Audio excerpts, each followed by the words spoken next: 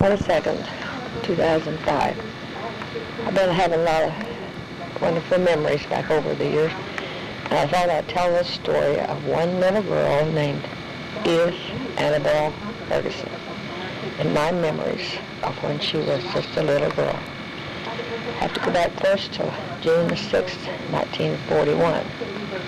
That's when Jolon was born, and at that time I was 11 months and, March, April, May, June, 4 months old, 11 years, 4 months old. I thought it was all grown up then because I learned to milk a cow, but I thought the doctors brought the babies, and on my way home from, June said we was up at May Wheeler's. I don't know where we were. We were someplace. I went home and I remember there was a high patch of weeds, grass, in the middle, kind of in the middle of the road, walking out to the old house. And there was a nice down place, probably where a dog had laid, but I was just positive that's where that lady had got Jolon. And when I got home, of course, there was the baby. He was a beautiful little fella. And I learned to milk while Mommy was in the bed with Jolon. And of course, Jolon grew, and we loved him so much. And in the meantime, we moved to Ohio and moved to Springfield, and it was all exciting to us kids because we never experienced anything like that before, coming out to this big city from a little town of Flat Gap. I love Flat Gap, but this was a big town. And in June 1944, well, first in January of 44, I got the mumps, really, really bad. And I had been accustomed to getting tonsillitis real bad, and my tonsils swelling, and so my face swelled up, and everyone thought it was my tonsils, so I think the whole neighborhood, boys and girls, came in to see me because I was like a freak show or a sideshow or something, and they all got the mumps. And Mama took the mumps, and Angie took the mumps. Angie was pregnant, but Mom wasn't pregnant yet. I didn't know that Angie was pregnant until Quilta told me 2 or 3 months ago. And Angie miscarried. But after that, and Mom got pregnant. But we didn't know it. They just didn't tell kids back then. And Mommy got the mumps, and us kids got the chicken pox, and Jean and Chet got the measles, and Jolon got the measles. And so Jolon was sick all winter. And in June, Jolon died. And sometime in there, I don't know when, but Mommy got pregnant. She didn't tell us. And of course, when Jolon died, we just thought our world had stopped. Because we loved that little baby so good. He wasn't a baby, but he was our baby. And he was so pretty and so ornery. He was just a joy to be around. And he died in June. And we went back to Kentucky for his funeral. I also went back in August for a memorial service.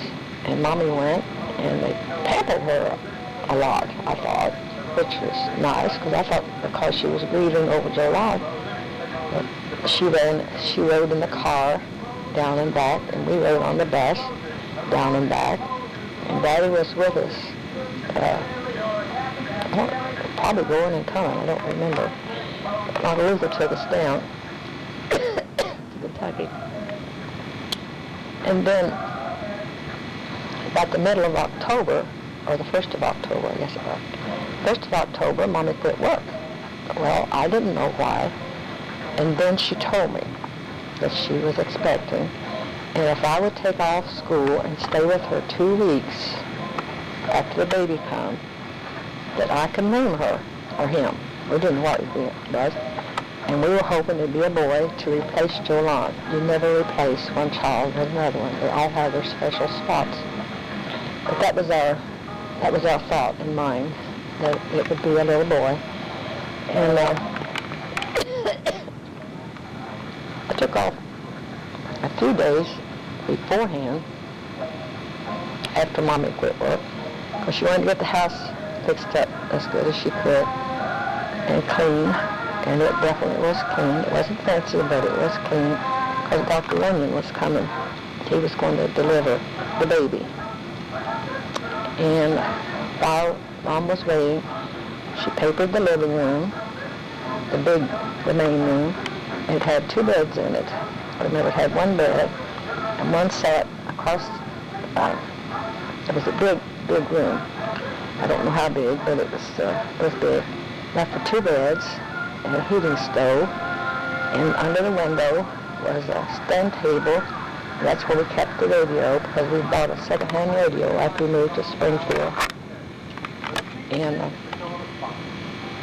over in the other corner was a window on the other side of the living room. And under that window was the bed, also turned the opposite way. And we had a dresser in that room, a pretty dresser. And we kept it looking like a piece of living room furniture. We'd had no furniture polish, but we used kerosene and turpentine, and that was where we kept it shiny. And all of you that ever knew Mom knew she kept things clean. And I don't remember if she bought new bedclothes or not. I think she did buy 1 change or 2 of sheets.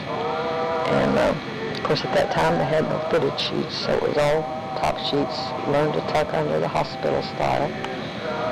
And she got some feed sacks. I don't remember how she got those feed sacks. She boiled them until they were white, and then she dyed a pink, beautiful pink.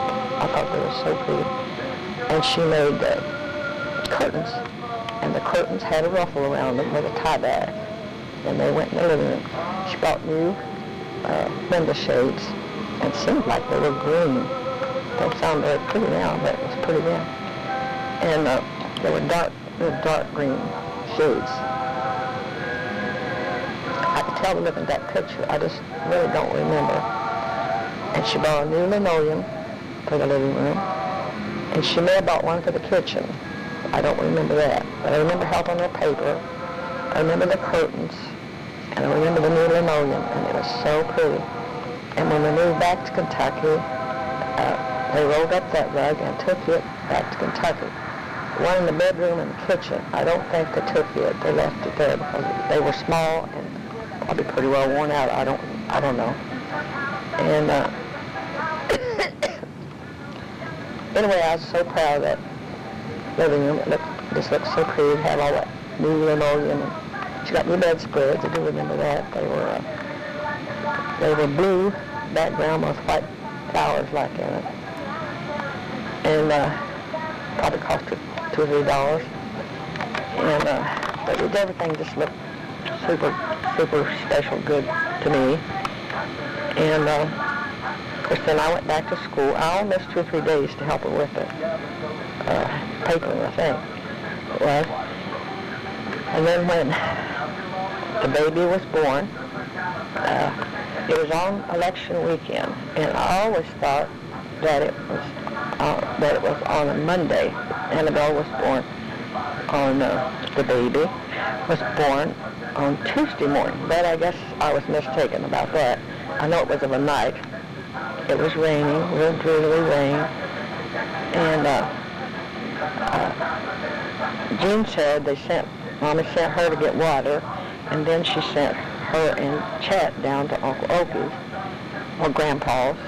Not Uncle Opie's, because Grandpa was gone to Kentucky.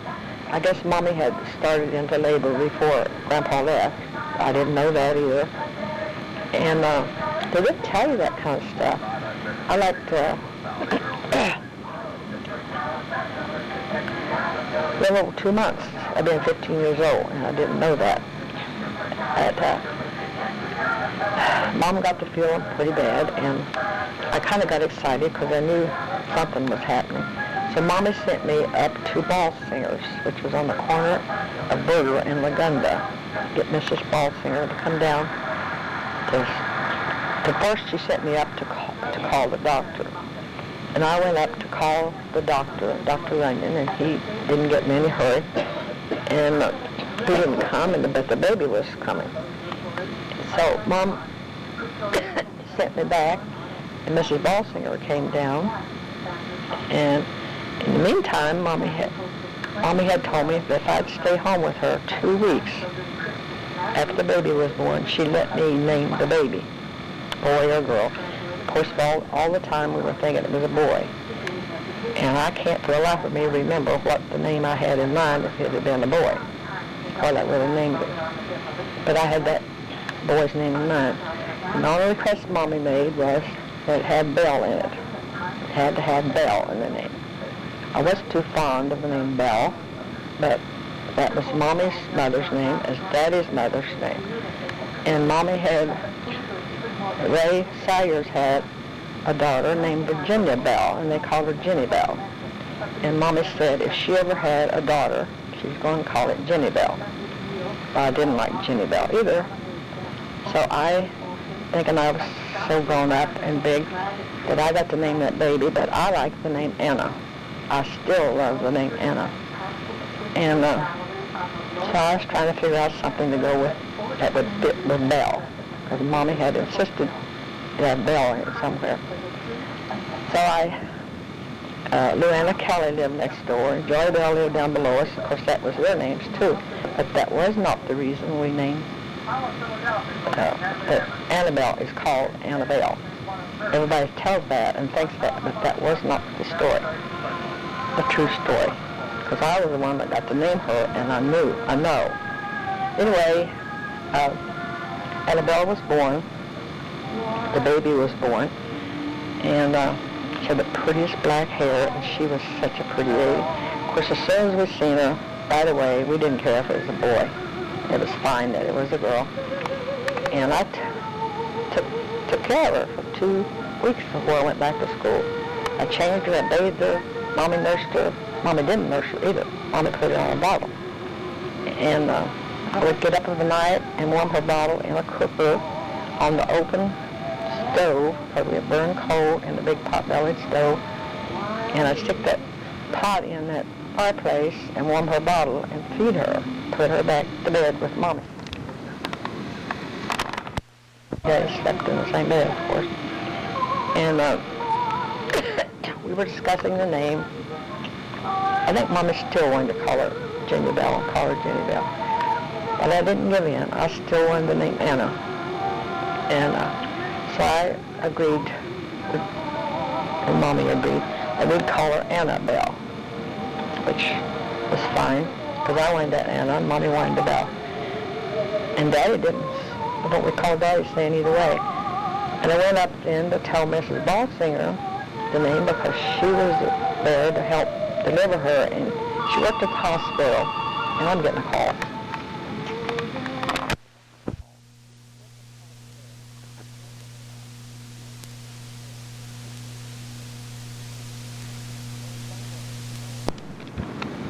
Hope the phone don't ring anymore. I forgot who that was. Today's the 28th of April. I'm continuing my memories of Annabelle when she was born. My first 2.5 years of her life. When I went back up to Mrs. Balsinger's to give her the name so she could send it to the records. I don't know why Dr. Onion had taken part of it down, but evidently didn't have the name. Mrs. Balsinger's name was Edith something. I forgot what she said her middle name was.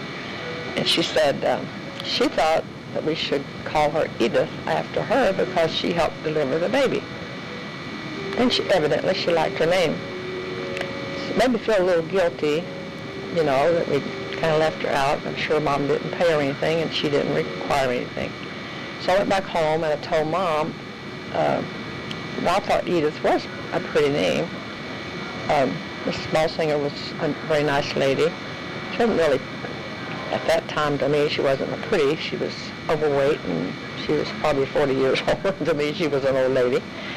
But she may have been a little older than 40 because she had kids older than me. Anyway, I came back and I told Mom, and she kind of agreed. She liked the name Edith, but she didn't want to give up the name Bell. So Edith Anna wouldn't have sounded very good, so we agreed on Edith Annabelle.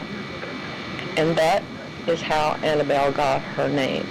Mommy and all of us have always called her Annabelle. But her name is Anna Bell, not Annabelle. Don't make no sense, but that's the way it is.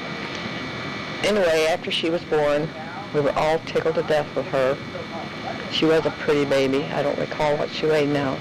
It seemed like it was 9 pounds. Anyway, she was a big baby. Very pretty. And after the initial shock that she was a girl and not a boy, we were all pleased. And because we thought we would have a replacement for Jolan. You don't replace one child with another one. I think Mommy was really, really, really happy that it was a girl instead of a boy, because she knew in her heart she couldn't replace Jolan. Anyway, we had our little Annabelle. She was a fat little baby, little plump baby. And I'm going to have to quit. Anyway, when she was born, Mommy had told me if I'd stay home with her for the 2 weeks that I could name her, and we got the naming over with. We got the baby there, got the house all fixed up. I thought very pretty. And for our time and our economical situation, it was pretty. It did look good. It was very clean, and it was decorated well for our time and our situation. Daddy was a very happy daddy. Daddy was sick, and I'm sure in his mind he was wondering how in the world I would raise that little girl. But at that time, women weren't supposed to go out of bed until after the 9th day after the baby was born, because a lot of mothers would die. They would get infection on the 9th, before the 9th day. So the 10th day, they could get up. And nowadays, a mother would get up on the 2nd day, as you know. But we didn't have the things to take care of mothers then that they have nowadays. So I pretty well took over, feeling very grown up and probably smart alecky along with it. I don't know. I don't think I was, but I'm sure I felt very grown up. I did the laundry. I didn't do the laundry. I did the washing on the board. And I remember how proud I was when I would wash those diapers and those little shirts and the little belly bands and gowns and hang them on the line. I remember the first wash I put out after Annabelle was born. We had probably a 20-foot clothesline, and with 12 diapers, which Mom may have had more than 12, but about that, washed on the board, and the diapers had to be boiled. We had no bleach, and if we did, we wouldn't have used it, because that just wasn't the way we did it. You washed the diapers, you boiled them, then you rinsed them twice, and then you hung them on the line. And it was cold. It was in November. Of course, Annabelle was born November the 6th. It was cold weather. And I hung those clothes on the line, and I could still see that clothesline of little clothes, how pretty they were, and how proud I was of that line of clothes. I brought them inside, and I don't recall folding them. I'm sure I did. Put them away. And Mommy helped me and showed me how to give Annabelle her bath. I gave her bath for the first 2 weeks. I remember Mommy wouldn't let me change her belly band when I gave her a bath, because Dr. Runyon came in and he was upset because he thought Mommy had waited too long to call him.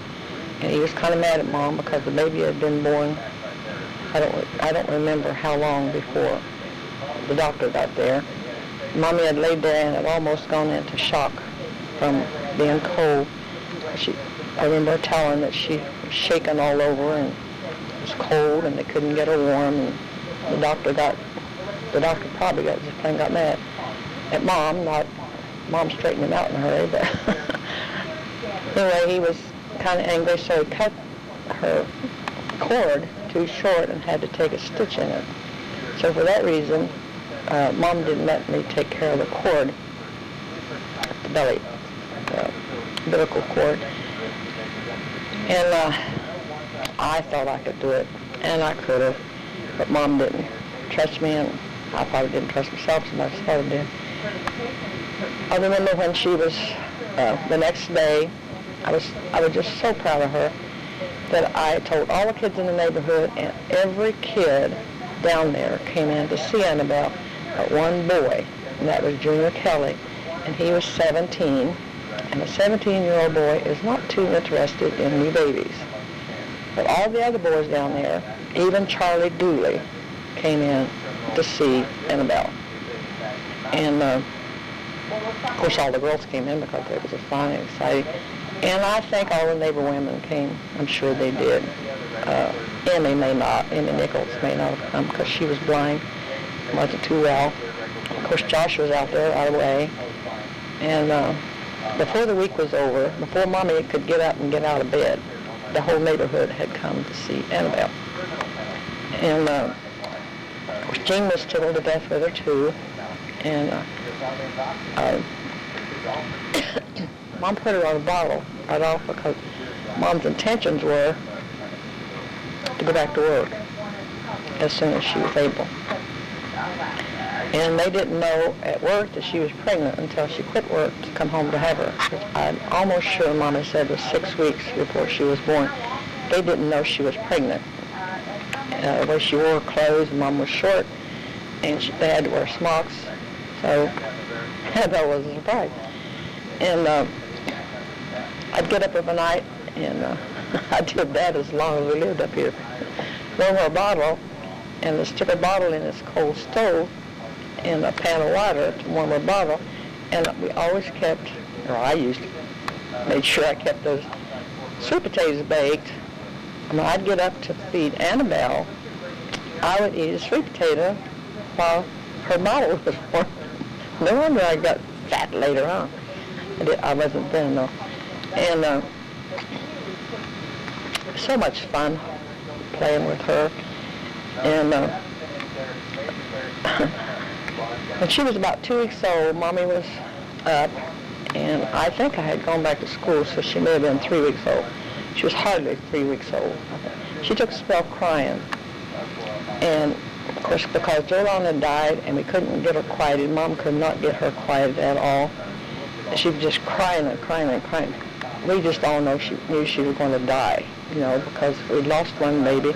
Mommy had, we all had lost Jolon.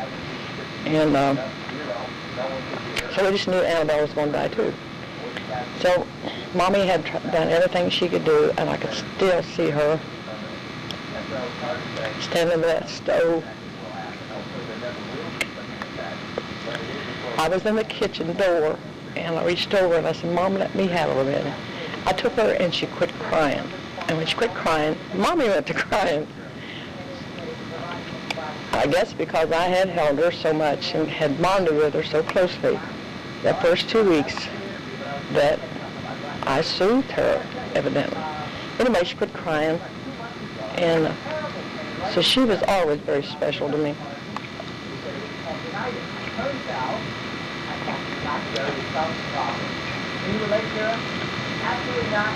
We went downtown.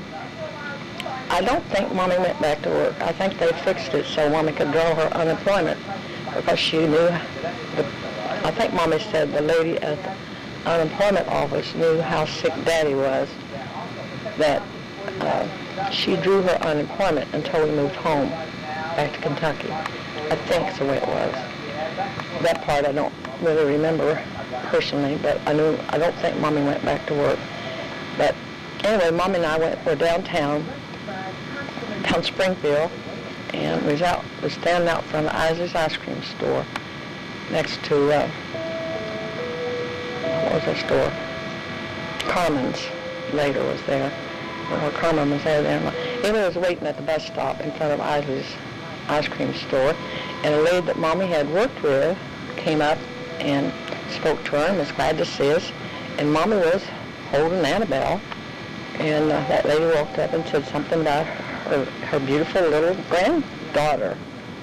Mommy said, "This is not my granddaughter, this is my daughter." And that woman said, "Oh, I know, we all say that."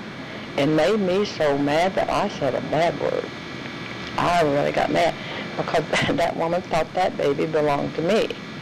Well, in those days, that would have been a terrible, terrible, terrible, terrible disgrace. And it made me mad. I didn't want that woman to think that baby was mine, even though she felt like she was mine. She always did. She always will. Anyway, Jean took over her duties also, as, bless her heart, she's a good young.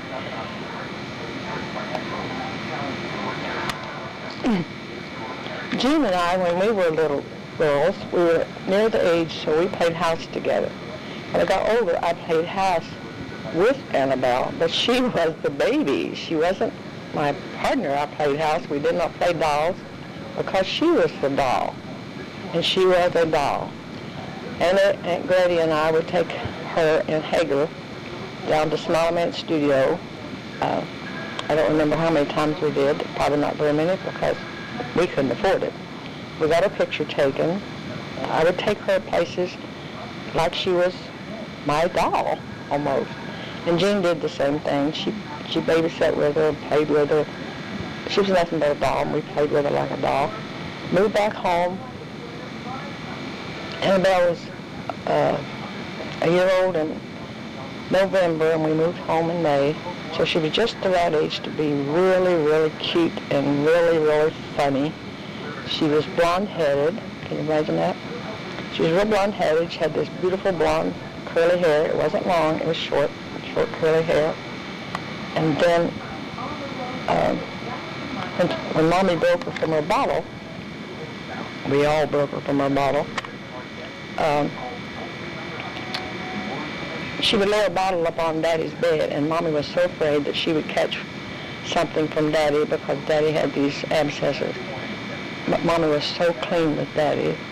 She kept his bed looking so clean. And Daddy wore his long underwear and his shirt. And Mama was just very clean. I didn't get all that stuff, but she was very clean, as all of you know. Remember, that new Mom. Everything had to be boiled in lye water and washed on the board and boiled in lye water. Everything was clean. Anyway, we had a little dog, a little pup we taken back there, and Mom took the bottle away from Annabelle. I don't remember how old she was. She couldn't have been very old, about a year and a half old. We moved home in May, and she was a year and a half old. Mommy and Daddy moved home in May. I didn't go home until the 7th of June. But we were home, and Mommy told Annabelle that the pup got her bottle. So Annabelle would start kind of fussing with her for her bottle. She was old enough to talk. She just started talking before she could walk. Of course, we encouraged her. Every word she'd say, we'd repeat it till she'd keep repeating it. And she'd say, the pup got it. The pup got her bottle.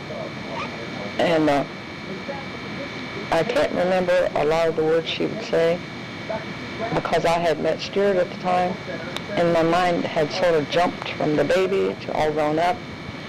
And Stuart would come down to see me, and of course she thought the world of Stuart, and she called him Tud. He was her Tud. And we would repeat it over and over and argue with her that he was our Tud. No, he was her Tud. And she couldn't remember. She can't remember me at all when I was home. I got married in April. She had turned 2 in November. So she was 2.5 years old when we got married.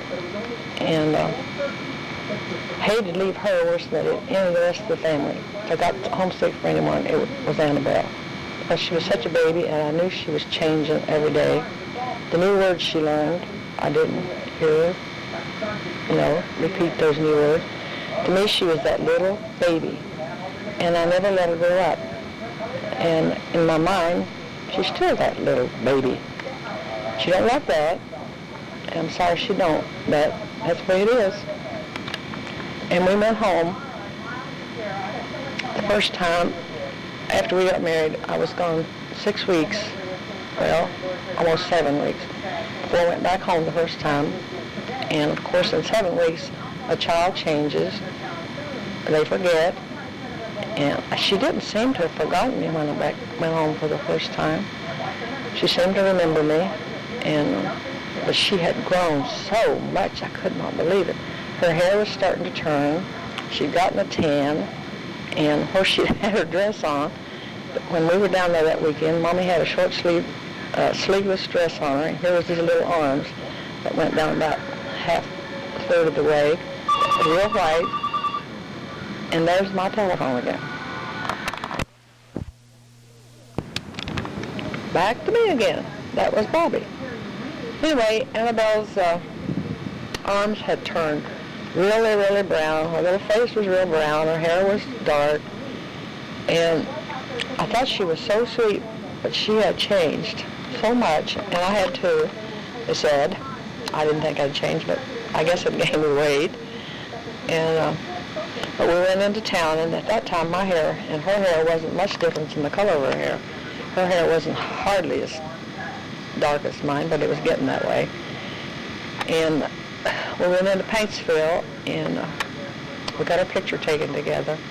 I guess that's when Annabelle outgrew me, or something.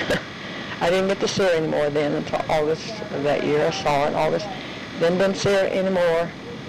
Well, her mom came up to Waverly when I had surgery in June. And I saw her in August. I didn't see her anymore then until, I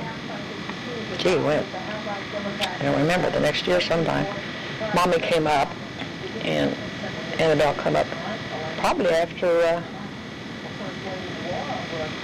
I don't know if Annabelle came up with Mom in February when they thought Caroline was going to be born or not. Anyway, I graduated from a baby sister to a real baby that was my own. And in my mind, Annabelle was still that little baby. She never grew up, and she was still little Annabelle. And as she grew older, and they moved up here, I probably didn't see her a dozen times in 4 years, and she said that I was always Stuart's wife. I was not her sister. I was somebody that they told her about more, and she saw occasionally, which I understand very, very well. But to me, she was that little baby that I bonded with when she was born. And she'll always be that little baby that I bonded with when she was born. And to make her my grown-up sister is harder than she'll ever know. To me, I knew her when she was a baby. She didn't know me when she was a baby. So we have different, it's hard to explain, different feelings for her than I do for Jean. Jean is my sister. Annabelle is my sister, but she's my daughter. It's a different feeling that she'll probably never understand.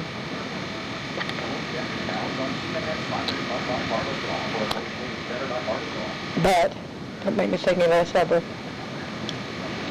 It sure don't make me think any less of her. You can't love anybody more than you love your children. So I worry about her. She thinks I'm putting on, I think, because I worry about her. But I thought Annabelle would enjoy knowing how precious she was when she was born,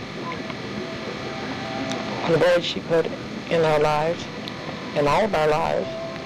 And she would have been just as exciting if Joanne would not have died. But she would not have been as spoiled, maybe. She probably would have, because she was a baby and she was a little girl, and little girls are easy to spoil. And she was easy to spoil. She was fun to spoil.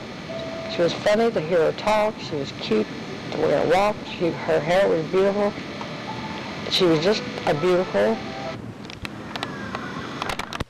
I had surgery, which by that time, Annabelle probably had gone away from me. Couldn't remember me being at home very much. When I had surgery, Mom and her came up to Chillicothe, and Mrs. Balsinger had sent her a beautiful little dress because she was named Edith. That's the only time that I recall Mrs. Balsinger ever being in contact with Annabelle. In fact, I don't know if Annabelle ever met Mrs. Balsinger. She was a very, very nice lady, and she was a nurse, and they were nice, very nice people. But she mailed Annabelle a dress, and I remember when she mailed it, I was home. It was the summer we moved home in 46, but the dress was way too big on her. And the next summer, when I was married in 47, that dress fit her, and it was pink. It was so pretty. And Mommy had that little pink dress on her when they came in the door at the hospital, and I could still see how beautiful she was. She was so pretty with that little pink dress on. And of course, I wasn't expecting Mom. I wasn't expecting Annabelle. I was in the hospital with appendicitis surgery, and to me, that was my little girl, not my little sister, because I was married, and in a few months I was pregnant myself. So she was my little girl, and she was always been my little girl. Now she's all grown up, and she's not my little girl anymore, she said. She wants me to know I'm her sister. I am her sister, and I even feel motherly toward Chet. And Chet told me just the other day that he looks up to Stuart as a father figure because he can't remember Daddy that well. He remembers Daddy, but Daddy was sick, and he wasn't able to show Chet things like he would have if he'd have lived. So he told me that Stuart was like a father figure to him. I don't want to be a mother figure to Annabelle. I want her to be my sister. But it's hard for me to think of her as my sister because she grew up with Carol Ann. I bossed her around like I did Carol Ann. I am sure I would not have got away with bossing Jean around because she'd have whopped me once. Jean and I fussed and quarreled and fought and quarreled, and Jean pulled my hair and the whole bit. So Jean is my sister. Chet is my little brother. I bossed him around.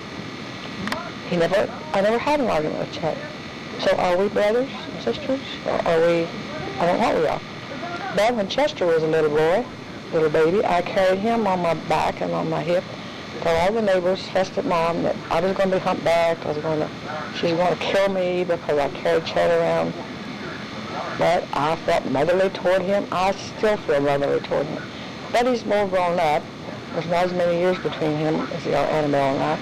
But he feels, I guess, like a brother. I never fought with him. I didn't quarrel with him, but I did with Clyde. Clyde and I quarreled and fussed and quarreled like Jean and Chet did. So I felt like Clyde was my brother. Life is complicated sometimes. But when Annabelle is 75, and she looks back on the little girls,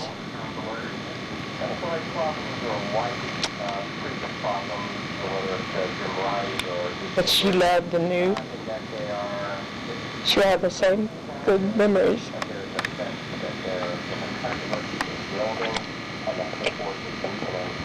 She quarreled with Carolyn more than, and I wouldn't have thought about quarreling with her. I told her to shut up, Annabelle to shut up and sit down. And Carolyn probably did some quarreling and fighting and stuff, but, you know, and I'm sure Mommy had the same feelings with Aunt Edna, maybe. I don't know how much difference there was in Aunt Edna and Mom. Mom was born at 8 and Aunt Edna was born at 10. Over many years, I was almost 15 when Annabelle was born, and much older in years than my age. I thought I was 45. Mommy was only 36. But I still remember how good it was to have that little Annabelle. I can almost feel her in my arms sometimes. You was fun, little girl, and I loved you. And I still do. We're just sitting here thinking, when another good example will be Lisa and Sheila. I don't know how many years there are between those two, but Sheila has been like a mother to Sheila, and I'm sure Sheila feels the same way toward Lisa. Trish was there. Trish is her mom. But Lisa has watched her so much that she feels towards Sheila like I have felt toward Annabelle over the years. And someday, Annabelle, you can tell her this story, Sheila and Lisa, and maybe that'll help them be sisters. Sisters is a good word. It's just hard to describe sometimes. And I was also thinking about how Jean and I would share our,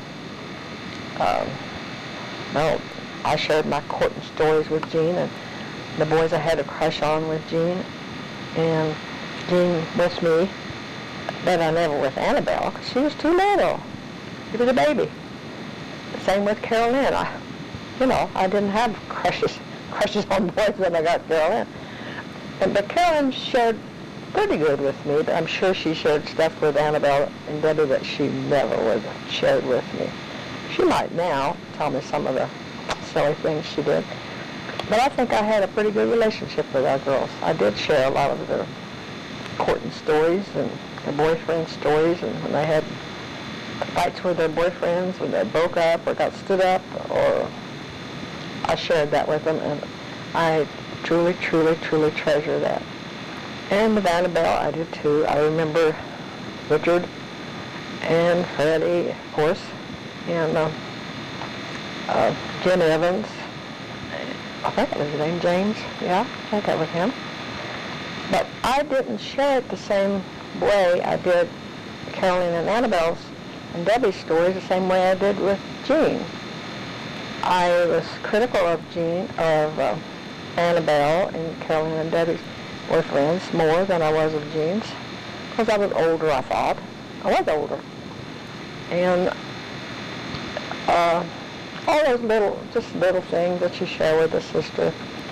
And I really wish Annabelle had a little sister to have shared her stuff with, because I don't think she shared that with Jean. She probably shared that more with Ruthie and with Carolyn than she did with Jean or either one. Jean and Annabelle now seem to be grown up. Jean's let her grow up. And I'd like to, but it seems like I have a hard time. I guess we just don't get together and share things like we should. She works and I complain, and so we don't share things together like we should. I remember one time Annabelle was over here and she was babysitting with the Bakers, and we left Carolyn and Annabelle here with the kids, and Stuart and I went somewhere. I don't recall where we went, but we left the kids here together, and Annabelle had learned how to make porcupine meatballs, I think. And we came back, they had fixed them up some porcupine meatballs. And I think Annabelle was 12, and Carolyn would have been about 8 or 9. She would have been 9 and a half or something. We ate the meatballs. I never fixed them again, though. I didn't really see the good in them. I can still see them, though. I guess they were good. And another time after Annabelle was grown, she come over and she told me she was getting married.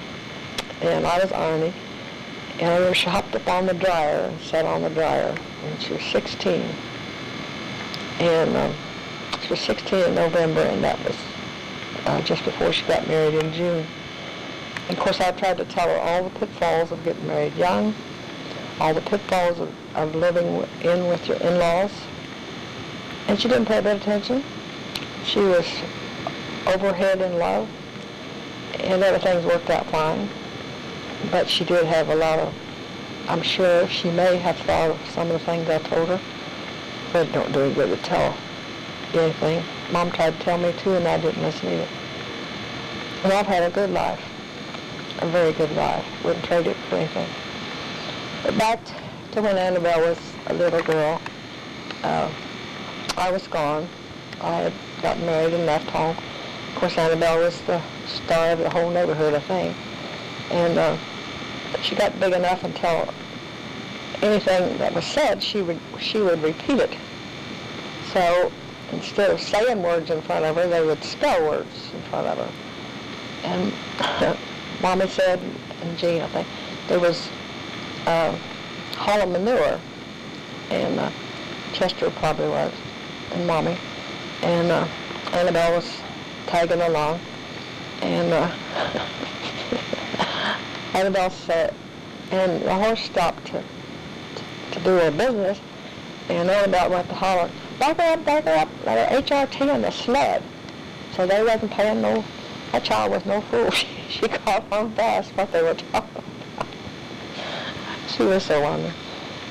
Up until she came up here, life was wonderful for her, I think. We didn't have much. They were poor, and we were poor when I was home. We wasn't poor. We just didn't have a lot of stuff. We was not poor. We had love, and we were just good. I wouldn't trade my childhood for anyone's childhood, even though we lost Daddy. It was hard, but we had love. We were loved, truly loved.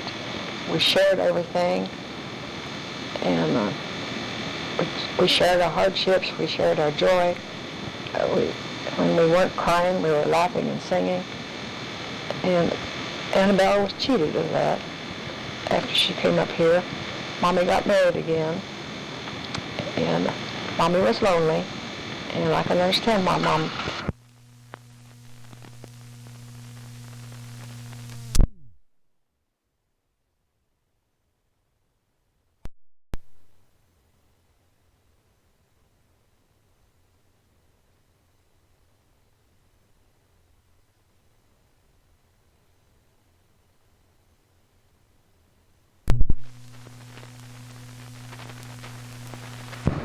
Affected Annabelle's life very much, a lot. Mommy worked. Mommy come up here, and she was a nervous wreck. I remember she just cried and cried and cried. When I came to the trailer and bought the trailer and moved it up behind us, up on Olathe Street, Annabelle was 7, I think, and she started to school at Possum. She liked it real well. And Mommy said she didn't want to move. I had forgotten. She didn't want to move to Hilltop because she didn't want to leave Possum School. But she went over there, and then following March, Mom got married. Of course, Rupert had 3 boys, and Annabelle and Billy are almost the same age. Annabelle's a year older, I think, than Bill. And growing up with those kids, I'm sure Annabelle feels very, very, very attached to those boys. You have to. You don't fight and quarrel and forgive and fight and quarrel and forgive. Children growing up, once you have a bond with them that you don't have with other people. I don't know that feeling, except with Clyde. But you do. You really love them, and you respect them, and you feel near to them. But she was cheated. I feel like Annabelle was cheated out of the rest of her childhood. And for that, I am really feel bad for her. But there was nothing I could do. There's nothing Mom could do. Or anyone else. Well, Rupert could have done better, but so. But Annabelle has 4 brothers, while I have 1 brother. I feel close to the boys. They're not like great strangers. They're more like cousins or something. But to Annabelle, I'm sure they feel like brothers, maybe even closer than Chet. We've often wondered if she didn't.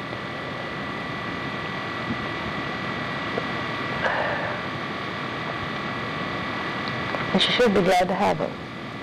They're all good kids, I think. And they should be glad to have Annabelle. I wonder if they appreciate her as much as she does them.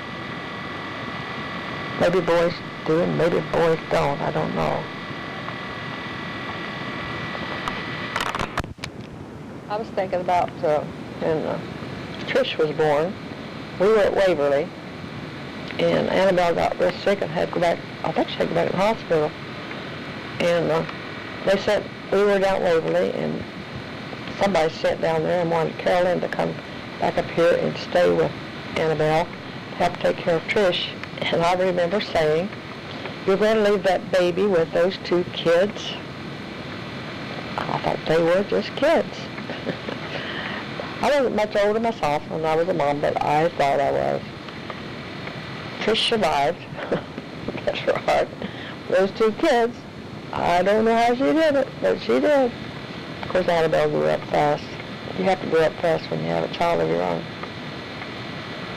I had a lot more experience as being a mother, I guess you'd call it, than Annabelle had, because I had Jolan, and when Jolan was born, I was 11, thinking I was grown up, and Mom,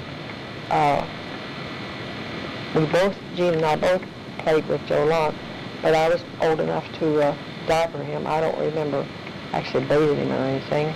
I may have when he got older, but I don't recall it when he was a tiny baby. I remember I learned to milk. I went across the creek, and Daddy would holler at me and tell me what I was supposed to do next, because a calf had just been born, and I had to let the calf in, and then I would just strip the cow, they called it. I would milk just what was left of what the calf didn't take. And that's when I learned to milk. It was in June 1941. So I had babies around me most of my life, I guess. Because I was 5 when Chet was born. I seriously thought I was changing his diapers when he was a baby, but I did when he got older. When he was 2, I was 7, and he was sick that summer, Chet was, and so I changed diapers then. And then, of course, along came Jolan in 41, and I changed diapers.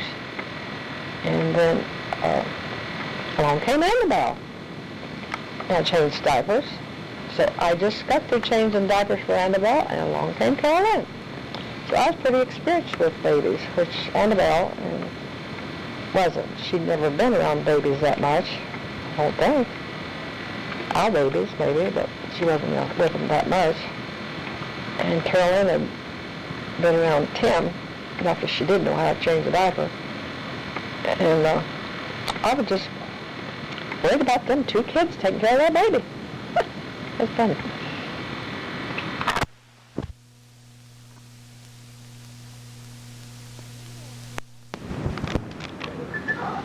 Monday morning, August the 1st, 2005. The sun's real bright, and it's nice this morning, but it's supposed to get up to 90 today.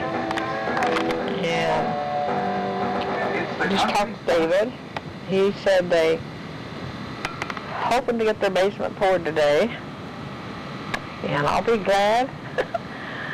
I wouldn't have been excited about anything to have that house, and Stuart he really isn't feeling very good.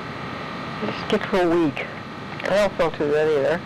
I think I'm just lazy, and I need to call the Stanley steamers to get the rug cleaned, carpet cleaned.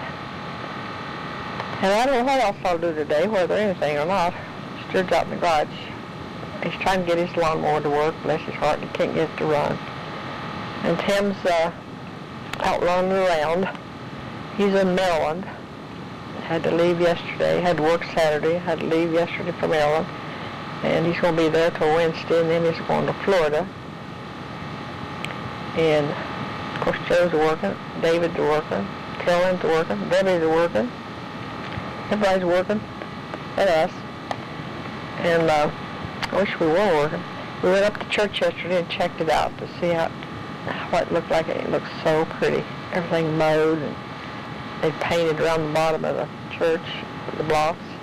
Everything just looked extremely pretty. And I've been talking to Carolyn about our ancestors. And I was just sitting here thinking, my great-grandmother, Frances Ferguson, great-great-grandmother, Frances Ferguson, was put in jail one time for fighting or something. And that is so fascinating to the kids. I thought, gee, my great-great-grandkids won't have anything exciting to talk about me because I haven't been in jail. Oh, well. That's just life, I guess. Some things are exciting and some things aren't. And I'll talk at you later. Today is August the 6th. 2005 on Saturday. It's kind of cloudy and it's cooled down. It's in the 80s, not too hot. This is our communion time, and there was 45 members out today. I think there was 56 people, not counting the kids, but there was 45 members at Hickory Grove, which I think was pretty good. Of course, at time, I've seen times there was a lot more. But it was good today, and we planned on what we're going to fix for the association. And what I'm planning on and hoping for is the kids will all be there. It'd be so good to have all the kids and grandkids there. They don't know how good it'd make me feel, but some of them probably won't come. They don't. Maybe someday they will. They just won't have Mom and Daddy there, boss them around. And I'm sure they'll think about us when they do. But I just kind of like the joy of seeing them there.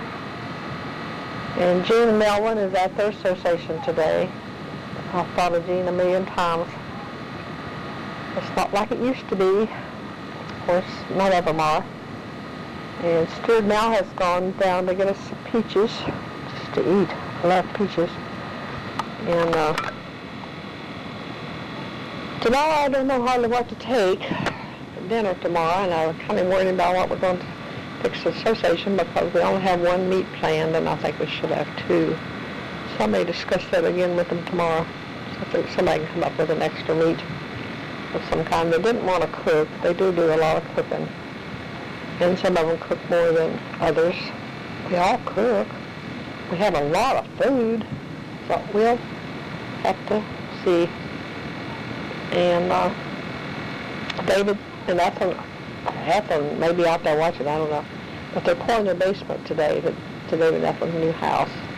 And I wonder if that may be where Tim is. He wasn't at church today, and I was kind of disappointed. I was looking for him. But Joan and Carolyn and Debbie were there, Stuart and I. Of course, there was a lot of others, but that was the ones that were there. Some that we were expecting to be there wasn't there. That's the way it goes.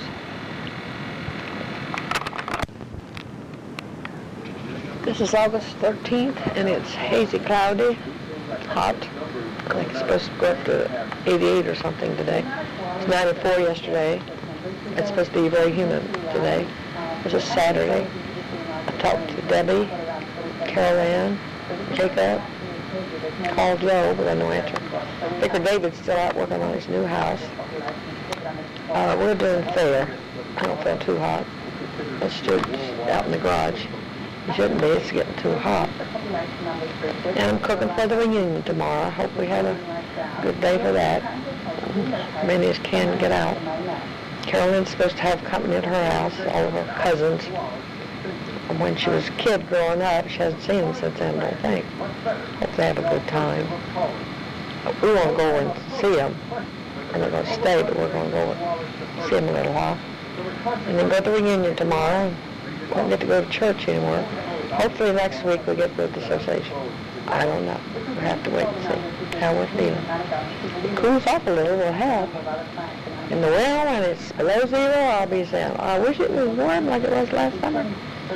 Maybe. I hope I make it through the winter. Never know.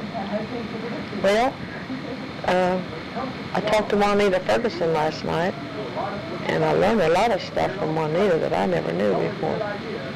I let it register that Harrison's mother was a sister to Tommy Bailey. I knew that, but it seemed like I'd never registered before. I don't know why.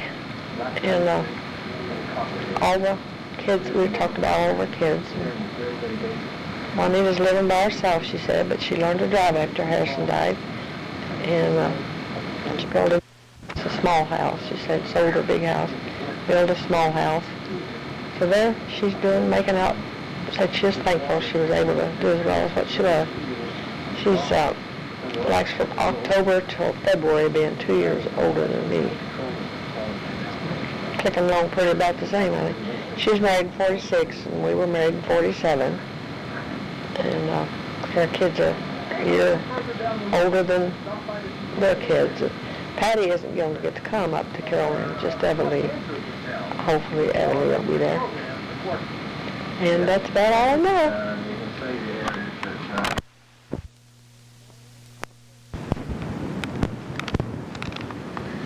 guess this is recording.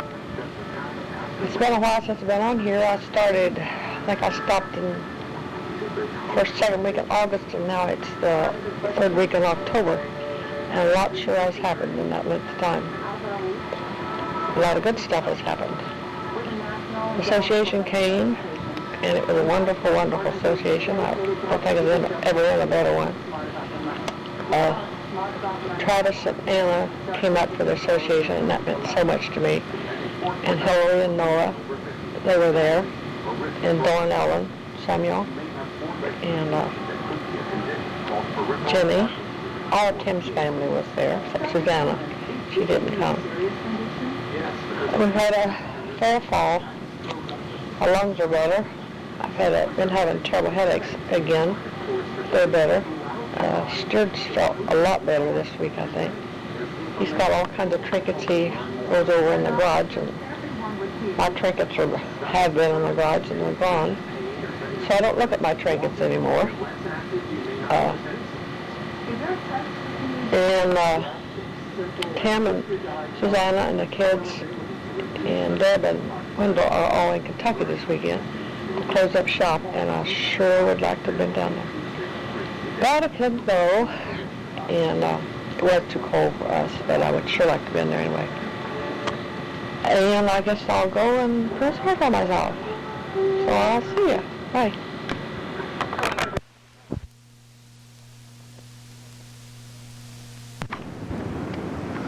Now I'm going to record a little bit on top of it. This is December the 19th, 2008. So it's been a little while since I've been on this tape, but I thought I'd finish it out, maybe. It's been really cold, and it looks like it's going to snow.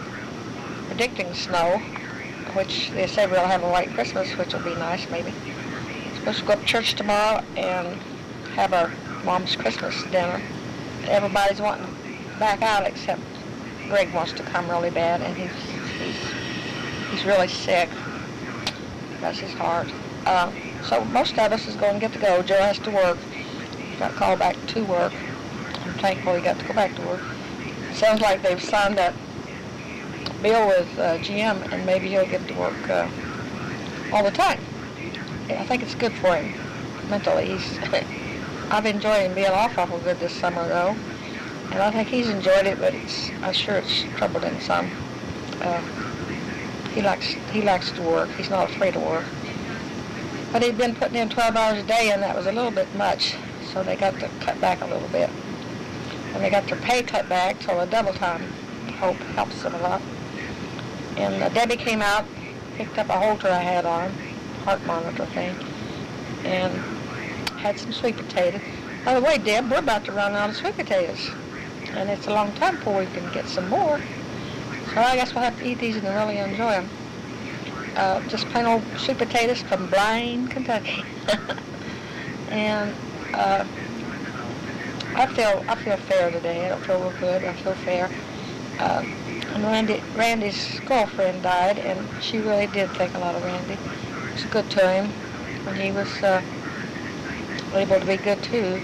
But he's doing real good now. I'm thankful for that. I hope he stays that way. And make sure y'all feel proud of him if he will stay sober the rest of his life. Well, Sherry, they don't know what happened to her. She was only 48, and she just died. So we none have no time limit on our lives. I think I have a way to go on this tape, so I'm not rattle on and on. It's a little bit sad today. I meant to go to her funeral and have it down at Cedarville. I didn't feel real good, and when I get kind of emotional, my blood pressure goes sky high. I keep worrying I'll have a stroke. If I had a heart attack and just went on, it wouldn't be as bad as having a stroke and struggling and having the children to have to worry around with me. But whatever's the Lord's will be the Lord's will. I'll go whichever way it's supposed to be. But I've been a little lonely today. I think I'd have been better off maybe to have gone. But the first part of this tape I think is really funny, I guess. But there's so many memories I had of Annabelle that I needed to put down because she don't believe a thing I tell her now. I don't think she does. She don't appear to anyway. But she's Annabelle. She's our little girl. And I think I got an assumption or something. Dave came out yesterday and had lunch with me, and he just won't know how much I enjoy him coming. I didn't cook for him. I felt bad because I didn't cook. Maybe I will 2 or 3 weeks from now. Next week's Christmas, and he'll be home, I think, next week. I'm hoping I'll get to feeling better, but I may not. If I don't, that's the way it is. And Susie came up for Sherry's funeral, and Randy's daughter was supposed to come up, Sierra, but she couldn't get off or something. So she's coming up in January, and she's pregnant. Have all these little babies coming along. Seems like when someone passes away, a little baby pops up, and have to be thankful for them.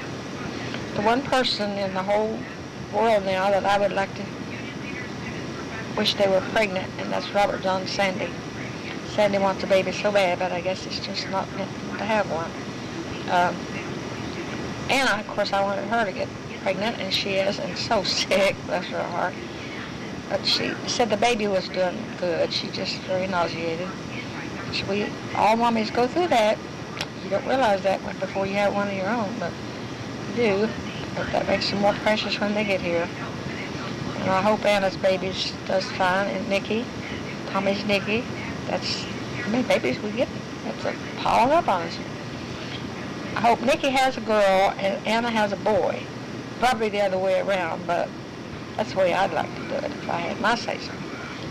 But I don't do that. And Caroline's been off it. She had the hives really, really bad. She took an antibiotic and got hives real bad, and she was afraid she was doing like her mother, and I hope she don't get them real bad. But she said she had them all over her. Her lips are all swollen out, her eyelids, arms, legs, everything. And I know what that's like because I had them real bad too once. I can't remember when. 2 or 3 years ago, I think. 2 years ago. 3 years ago. Before my steward was gone. Lord, I miss him. This tape was made when Stewart was still here, and he'd go to that garage and build tables. He just, for some reason, he got in a hang-up of building tables. I think he knew he could, and it didn't take too much thinking because his memory got a little bad. And he could remember things that you didn't think he could remember, but, you know, he did forget some. He could make those tables. He could make one with wheels on them. And he just knew he could use that in his shop when he wanted me to go and see it, and he showed me how it would move around. And I hope some of the kids will take that and cherish it as much as he did in making it. Several tables, but especially the one with the wheels on it. He was so proud of that table.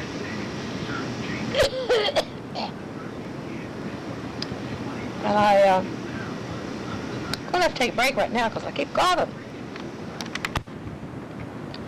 I'm going to start again on this tape. It's been started several times. I think it first started in 05 and it's now 09. So it's kind of long and kind of strung out a little bit. But on the last part of the tape I was coughing. I've been coughing again, but it's now January the 2nd, 09. I believe that. And we had a real good Christmas and a good New Year's. We've had a fair year. Randy lost his companion, and he seemed to be still doing okay. I haven't talked to Darlene. She's hard to get a hold of. She runs around a lot. She's lonesome too. I think she misses Chet more now than she did when he first died. Talked to Greg this morning, and he's been real sick. I just worry about him, how long it's going to be. If he didn't suffer, I wish it'd be a long time. And I've had a pretty fair day. My blood pressure shot up pretty high for a little while. My head was hurting, but I'm feeling better. And at least I'm not coughing like I was earlier. And Brother John Erbs called a little bit ago and said wasn't able to go to church tomorrow, that he and Julie come by and see me. I'd like to visit with them. They seem like such good kids. And they were not accustomed at all, acquainted even with the United Baptists, and they seemed to like our practice and our way of doing things, which I'm thankful. We've changed so much over the years that I hope they would have liked us 45 years ago. We haven't changed a whole lot, but we have changed, and so has the other churches changed. We've all changed. Time changes everything. I think there's a song like that. Time changes everything, which is very true. And I was talking about Chet a minute ago. Somewhere back in this tape, I was mentioning Chet, and he was little, and Susie wanted me to make her a tape just about Chester. And I thought about it, and I got to crying, and so I had to quit thinking about it, let alone putting it down. So I thought, well, while I'm sitting here and feeling halfway decent, I would talk about him a little bit, and Susie, if I ever get to where I can, I'll tell you all I can remember about Chet, because he was my little boy. He was my little boy too, like Annabelle was my little girl for a little while, but she kind of rejected me, but Chet never did. I was always Big She to him, and where he got that name, I don't know. I was Big She, and Jean, part of the time, he called her Little She, but I was Big She. Evidently he said that, and they repeated it, but I was Big She as long as he lived, I think. He was born when I was 5, and I remember very well when he was born. Jean and I both do. We were talking about the other day about what we remembered about Chet when he was born. She can't remember very much. She was only 3. Well, she wasn't hardly 3. She's almost 3. I was 5. And remember a little bit more when you're 5 than you do when you're 3. But we had moved back to Uncle Donnie's. Mommy mentioned that in her book. We'd moved back to Uncle Donnie's place, and Chester was to be born. I guess they took us, or anyway, we were down at Uncle Donnie's, and after Chet was born, they came and got us. Daddy come and got us, and he carried Jean around his neck. That's the way they used to carry kids a lot. I don't see that anymore, and I miss that. It seemed like it was such an enduring way of doing your kids, I guess. It's just different. Anyway, Jean, she remembers different things than I do, of course, but I remember they had, called it drawbars. You come out of the barn lot, coming from Uncle Donnie's up to our house. You had to come from Uncle Donnie's house through the barn lot and then on up to the house. And we had to stop and lay the drawbars down.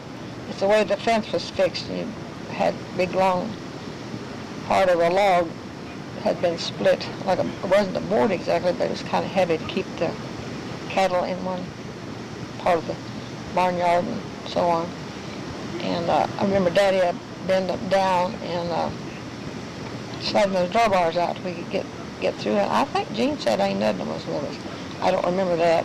I just think she should get the house to see that baby. And when we went in the house, it was a big log house. It was dark in there, and it had old-fashioned windows like they had back in I don't know when that house was built, 20s or earlier, back in the 1800s or something. But it was a great big room, and it had a lot of room in there, but there was a kitchen on the back. They called it a lean-to kitchen in the back of the house. And it had it upstairs that was the same size as the downstairs, but Mommy never used it. In fact, I think one of the windows were out upstairs. We didn't need to, but there'd been families that had lived in there at one time that could use it because they had a bunch of children. I really don't know who all had lived up there. I think Grandpa Hay lived there at one time too, he said. And that building is long gone. I don't know when they tore it down. But when we come in, I just remember where Mommy was and the baby was in behind the doors. You came in the front door. They didn't have glass in the door. They just had you've seen old movies enough to know what those doors looked like. They were homemade doors, and they were heavy, and you did not have a lock. You just had a latch, and some people had buttons on the door, they called it. But the front door at Uncle Donnie's had a latch on it. I remember that latch. And when we came in, we went over, and Mommy had the baby in her arms. And Jean and I had been used to sleeping with Daddy and Mommy. And we wasn't too thrilled about giving up our spot. We'd sleep at the foot. Mom and Daddy slept at the head of the bed, and Jean and I slept at the foot of the bed. And we had to go to our own bed after Chester came along. And that's one thing I remember that I wasn't too thrilled about. He was a pretty little fellow. I just can't remember what he looked like when he was a baby. I just remember he was a pretty baby.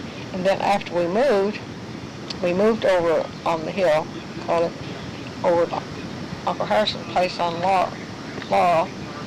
He was older then and was big enough to play with. I can't remember even playing with him much when we lived at Uncle Donnie's place. After we moved over there, it was in the summertime. Chester got, they called it the bloody flux, is what they called it. He had diarrhea so bad that he about died. He couldn't eat or drink anything without it going right straight through him. And thank the Lord, Mommy didn't know what to give him water when he wanted it. Because a lot of babies got that summer complaint, they called it. She would give him water or anything he would drink. And Stuart's little brother, Denver, got that, and they had him in the hospital at Paintsville, Golden Rule Hospital, and he was with a doctor, and the doctors wouldn't give him water, and they evidently didn't give him an IV, so he died. Denver died, and I've often wondered if it wasn't just plain from dehydration, because Grandma Risey said that Denver would cry for water, and up as long as her mind was working, she would mention Denver crying for water, how she wished she would have given him water, even if it made him more sick, because that haunted her in 1929 until she died in 1983. 84. She died January 84. Chester got so sick, and he got so skinny, and he could hardly walk. He was so sick. And that's when I started carrying, well, I carried him around anyway, as soon as he got big enough to need to be carried. And I would carry him on my hip or on my back. And Mom got more fussed at over that than anything, I think. Because everybody kept saying I'd end up with a bad back, or I'd end up with a hump back, and it didn't hurt me. And Mommy said he'd go around the house all day long, going, no, no, no, no, whining till I'd get home from school.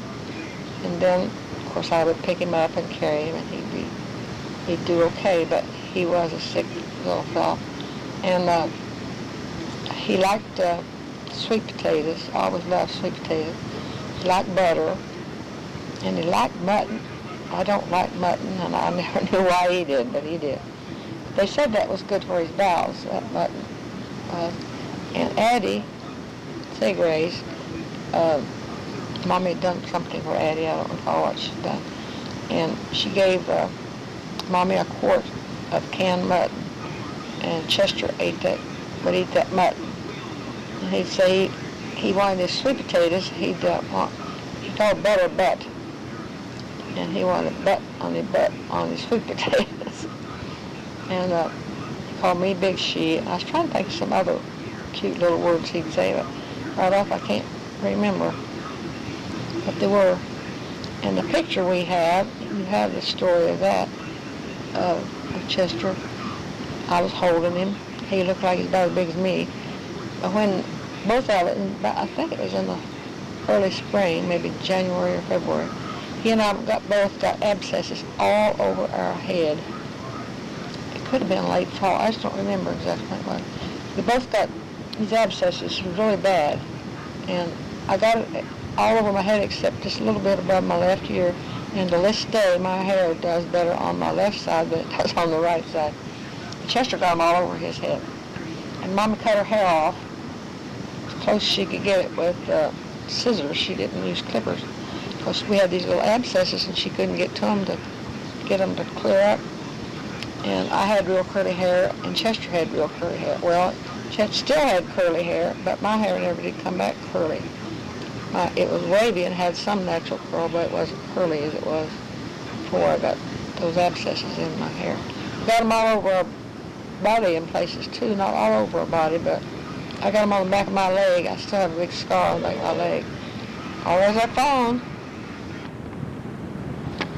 Well, it's a little bit later than it was the last time I talked on here.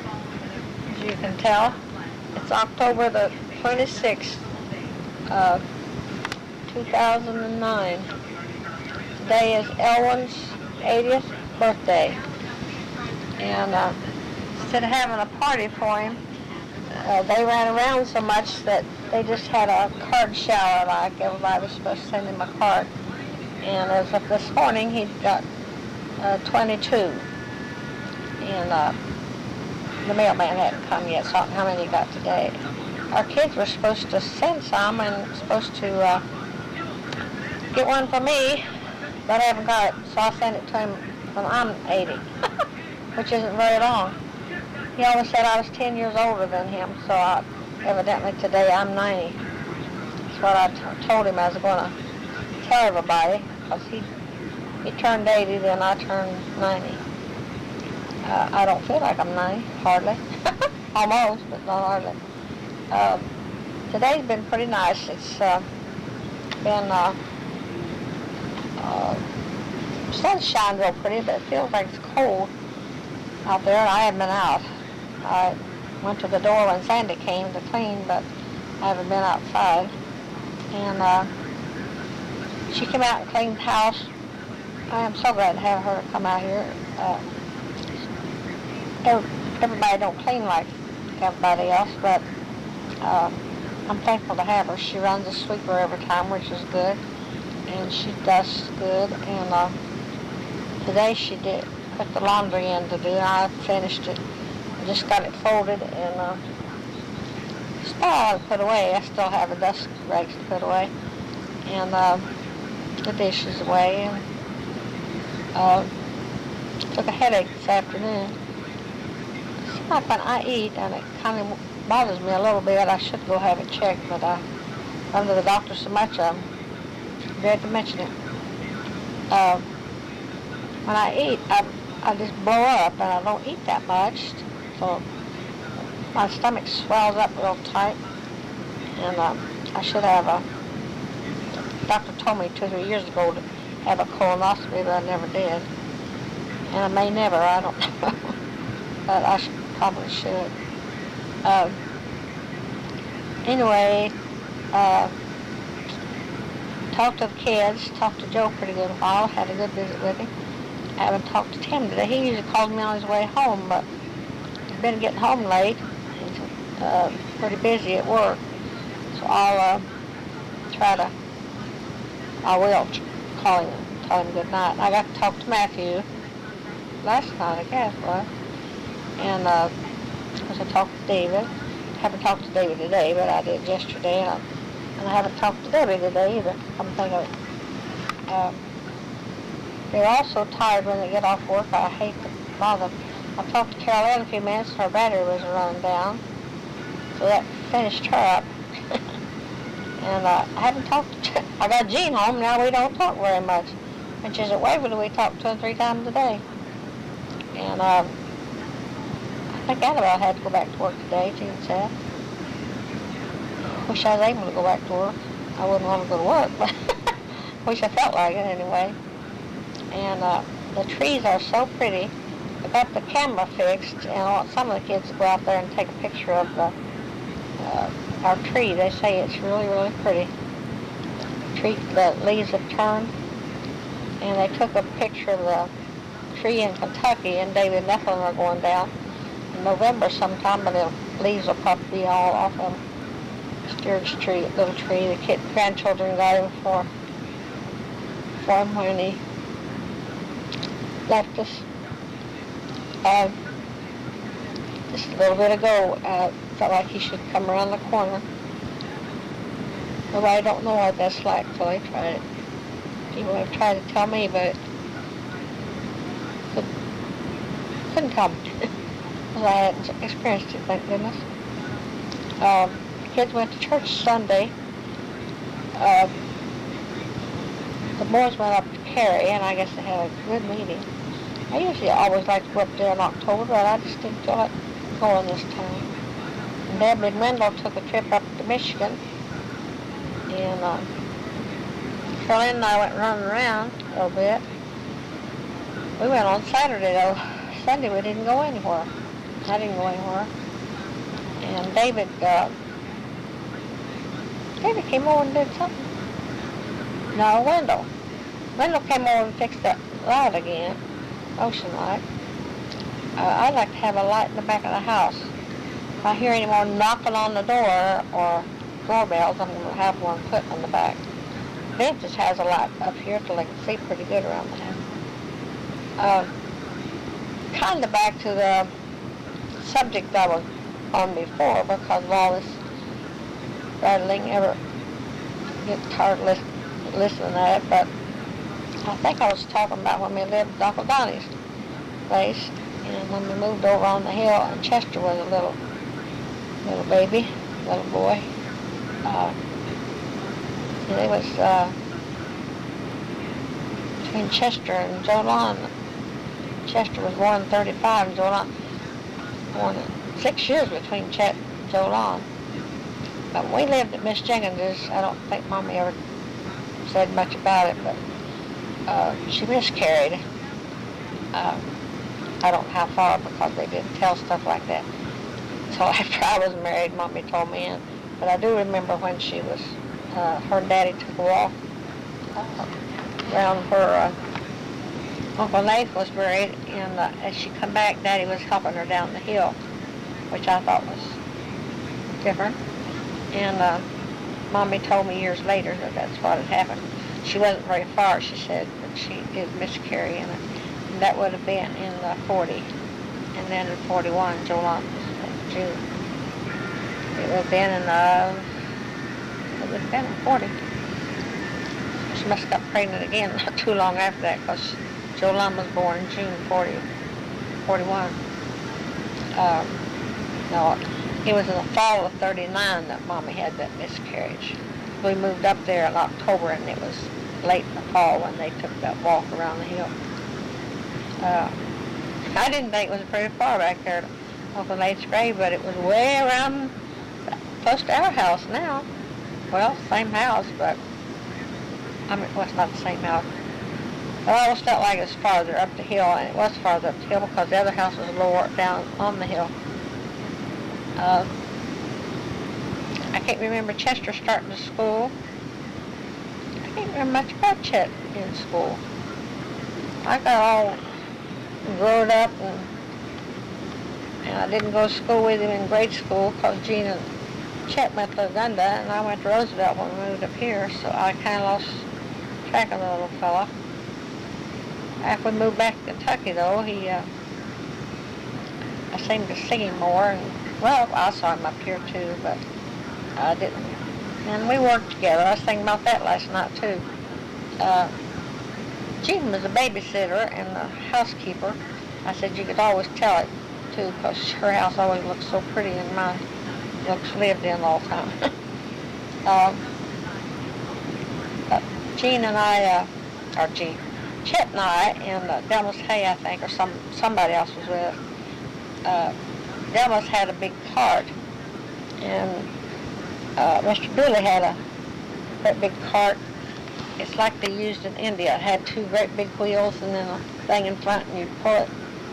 And we had gone down to the International Dumping and got a big load of wood. We was pulling it up to the house. And I'm pretty sure it was after we had our house done. But we'd bring it up and pull the nails out of it, and we'd sell it for a quarter. Good night. And no, we sold it for a quarter with the nails in it. And we'd get 50 cents to pull the nails out of it. And that was a pretty good pile of lumber, too, we'd pull up.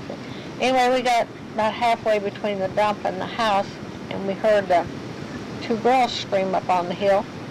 And Sandy and I the girl that comes out here and cleans.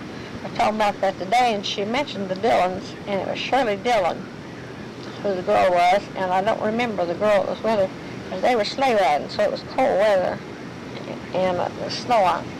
And she had had an accident and had run in between two trees, and her head went right between those two trees. And when they went to screaming, of course I dropped everything and run up on the hill where they were. And the little girl that was with her, they were younger than me. 2 months would have made them younger than me, but they was younger than that. And I can't remember that little girl's name. But I told her to go get her mommy to come do something with her. And I got Shirley out between those two trees because she was kind of wedged in between those two trees. Her head had hit. And I thought I was doing the right thing. And I got her out between the trees and got the sled out of the way and had her turned over and laying on the ground. She was coming to, and but she was knocked unconscious. And I understand it now, but I didn't then. But that Shirley's mother jumped all over me. And I thought it was because I was dirty and from hauling that lumber from the dump, and we were poor folks and we wasn't smart like they were. Maybe not smart as they were. I just didn't have the money to show off. Anyway, she hurt her feelings really, really bad. She said I could have killed her, but getting her out between that tree. Well, I know now if anybody is hurt in an accident, it's not bother them. That's somebody that knows what they're doing to get her out. So I was real careful with her and had got her out and got her turned over, and she was coming to when her mother come to her, but I never did forget that. That was some experience. And of course that's before Annabelle come along. Joe Long was still with us.